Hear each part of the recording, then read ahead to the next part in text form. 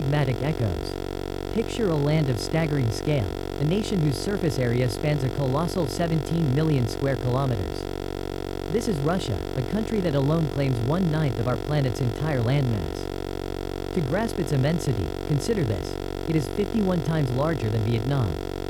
Its territory even surpasses the surface area of the dwarf planet Pluto.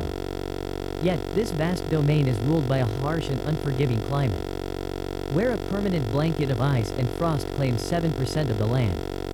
As the world's largest nation, straddling the continents of Europe and Asia, it stretches across a breathtaking 11 time zones. Its sheer size fosters incredible diversity, with 35 official languages spoken alongside Russian in its various regions. But the true mysteries of Russia lie not just in its geography, but in its customs. This is a land of profound and puzzling traditions. Imagine plunging into a frozen river through a hole carved in the ice, in temperatures as low as -10 degrees Celsius. Or consider a law where a man must pay a tax simply for the right to marry. These are just glimpses into a world of the unique, the strange, and the utterly unbelievable. You are about to discover things you never imagined could be real. Prepare to delve into the shadows of this enigmatic nation. Join us as we unveil 13 bizarre and scarcely believable facts that exist only in Russia. Let's uncover the secrets that make this country truly extraordinary. We begin with a law that is as peculiar as it is absolute. In Russia, driving a dirty car is a criminal offense. Sounds absurd, doesn't it? Whether you drive a dirty car or a clean one is your choice. But why would you ever risk breaking the law? Like anywhere, this nation has its own uncompromising rules when it comes to public cleanliness. And Russia is no exception. Here, a soiled vehicle is considered an active source of pollution. But that's not all. The authorities claim that allowing grime to build up too thickly on the windshield severely obstructs a driver's view. This, they argue, dramatically increases the risk of traffic accidents. So, if you're caught driving a heavily dirt-caked car on Russian roads, be prepared to face the consequences. A first-time offender will likely receive a hefty fine. But repeat violations? That could lead to the suspension of your license. It's perhaps for this very reason that car washes in Russia's major cities are perpetually packed. Business is booming for the washers, and the streets are filled with the constant gleam of spotless cars. Absurd? Perhaps, but undeniably fascinating. But prepare to question reality itself. As we unveil a decree blanketed across Russia, a levy on length, a tax on time. For over 4 centuries, a dormant statute has lingered in the shadows of Russian law. A relic few have ever heard whispered. It is the tax on the man who keeps his beard too long. Instituted by Peter the Great in the 1600s to modernize the empire's face. The letter of this law has never been repealed. Yet, it exists in a phantom zone, with no office to enforce it. The rules are clear, yet utterly spectral. Your owed sum was calculated by the measure of your facial hair. A longer, fuller beard meant a heavier burden on your purse, while a clean-shaven face kept the taxman at bay. But here lies the true mystery. No record exists of anyone ever being charged. A defiance with no consequence? In practice, there is no treasury door for this beard tax, and no shadow of a penalty for those who would theoretically defy it. This law has become a quintessential example of the bizarre regulations people love to discuss, yet which seem to have little real-world impact. But wait, what does that actually mean? Can you legally have a bride, or not? It's more than a little confusing, isn't it? If you live or are staying in Russia right now, we need you to investigate this baffling tax rule for us. I haven't been there myself, and I'm utterly perplexed. Now, the 8th mystery, ice holes. To most foreigners, the very idea sends a chill of fear down the spine. But in Russia, this is a perfectly ordinary tradition. Every year, around January, Russians gather for what they call banya, or ice hole bathing. It's an ancient ritual. Thousands come together to cut through the ice on frozen rivers and lakes, creating bathing holes. They believe plunging into frigid water in the dead of winter cleanses not just the body, but purifies the very soul. This tradition stretches back nearly 2 millennia, to the very waters of the Jordan River where Jesus was baptized. Russians believe that plunging into these icy holes does more than fortify the body. It is said to absolve sin and purify the very soul. It stands as a stark testament to a culture that venerates endurance, raw courage, and the power to confront extreme change. Consider this. In Vietnam, when the temperature dips to a mere 10 or 15 degrees, we call it winter. We bundle up. Yet here, in a land where the mercury plunges to a bone-shattering -5, -10 degrees Celsius, they seek out the ice. They embrace the freeze. A terrifying testament to human resilience. But the mysteries of Russia do not end with physical endurance. A far more curious decree took effect from July 1st to 14th. A complete ban on the import and production of mesh underwear. The official statement from Russian health authorities was clear. This specific fabric poses a significant threat, a danger to the sexual health of the nation's men. Therefore, from the moment this ruling took effect, all mesh underwear models vanished completely from store shelves with their manufacture and sale. Now prohibited across Russian territory. This ban extends even to visitors entering Russia from abroad. Should you attempt to bring such garments into the country, you risk serious complications and legal repercussions at border control. It has created a peculiar reality, where the simple, everyday act of buying underwear has become a legally fraught consideration in Russia and its neighboring states. Enforcement of this law remains deeply controversial. Some argue it is a necessary measure to safeguard public health, while others see it as an excessive overreach into personal choice and consumer freedom. What is your verdict on this bizarre prohibition? For my part, if a journey to Russia is in your future, my advice is to leave those particular undergarments behind. It is the surest way to avoid an unsettling encounter at the immigration desk. Remember, every nation holds its own unique codes, and respecting their cultural landscape is part of the traveler's pact. Perhaps you've seen it in a circus or an adventure documentary. The breathtaking image of a professional performer, balanced upon a slender, shimmering wire. But those are individuals who have endured years of grueling, specialized training. Now, imagine this in the real world. Can you believe it? A place where daily travel, the simple act of getting from here to there, depends entirely on traversing such a precarious thread?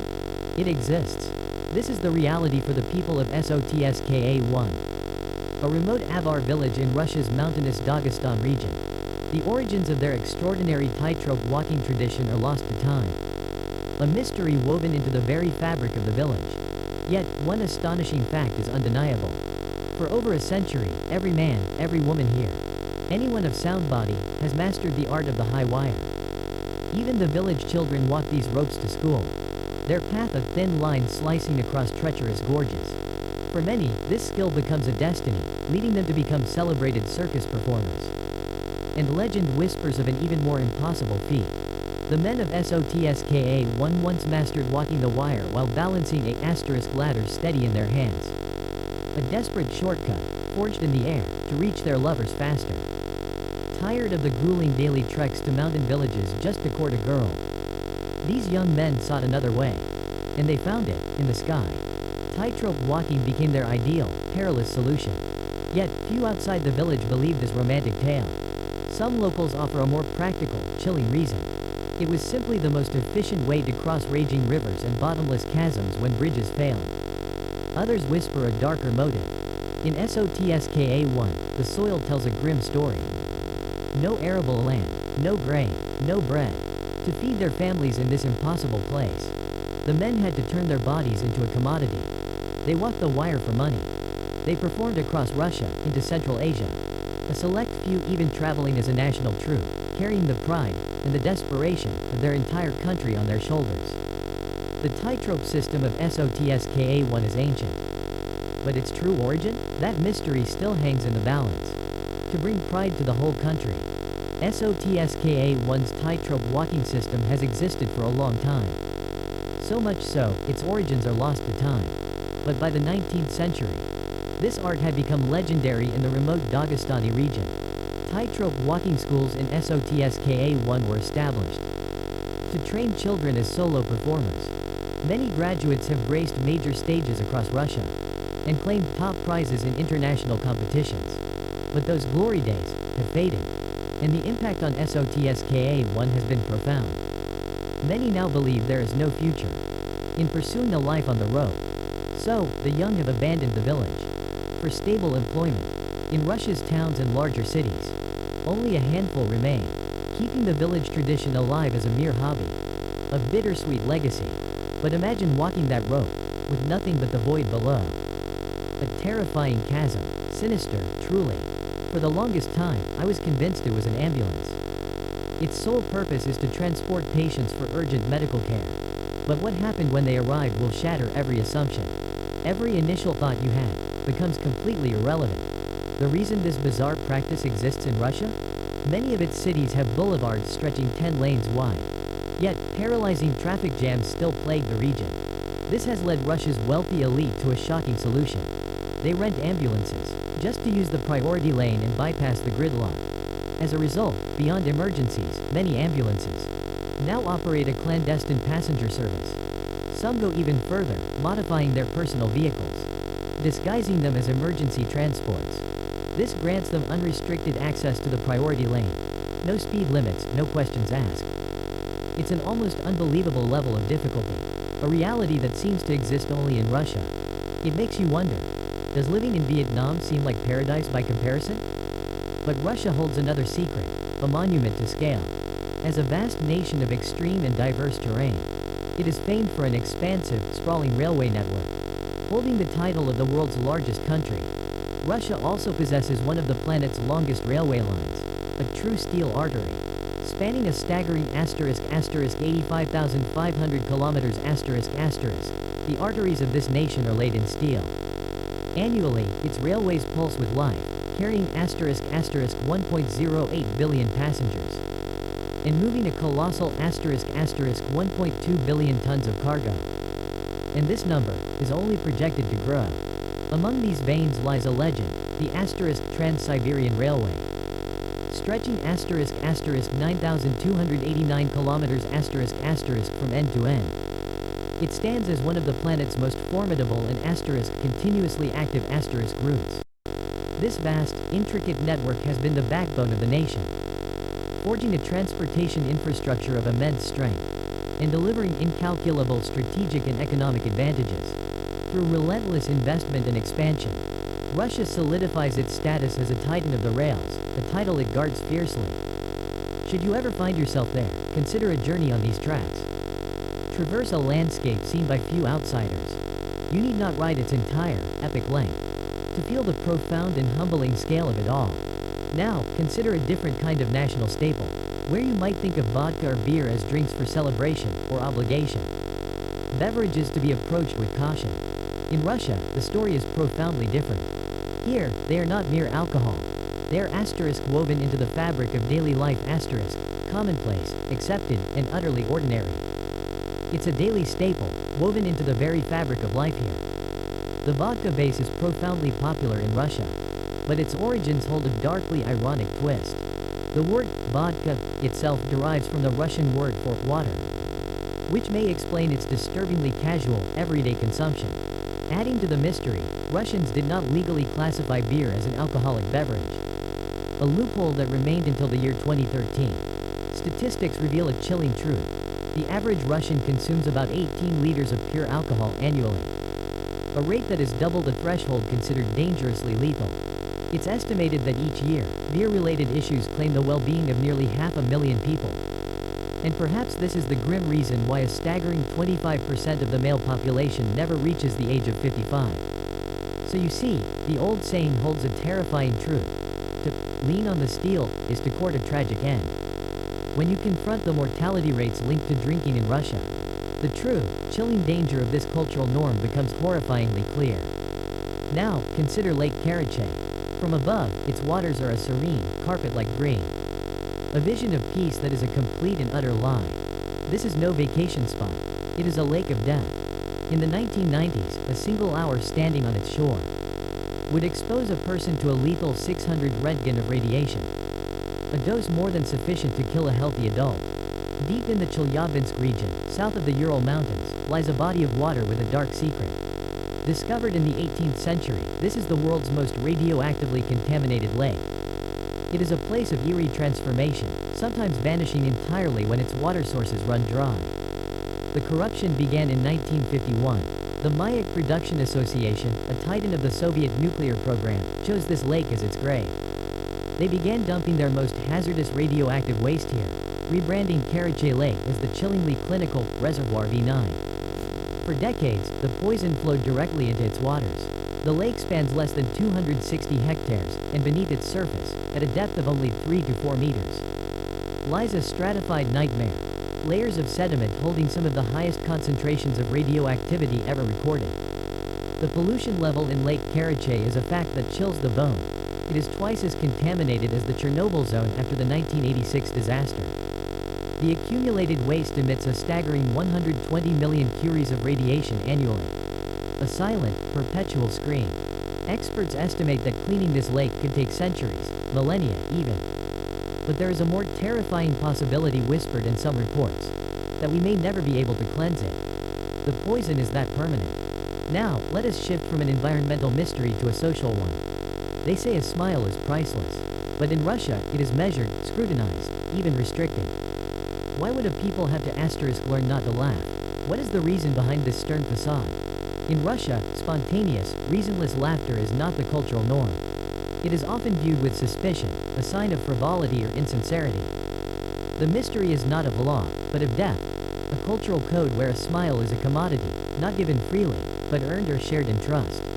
A puzzle of the human heart, as complex as the poisoned waters of Karachay. Can last hundreds, even thousands of years. But it's also very possible that we will never be able to handle it all. They say a smile is equal to 10 square meters. So why do Russians have to learn not to laugh? Do you know why? In Russia, they are not used to laughing for no reason. While a smile is a universal symbol of warmth and welcome, in Russia, it carries a far more enigmatic meaning.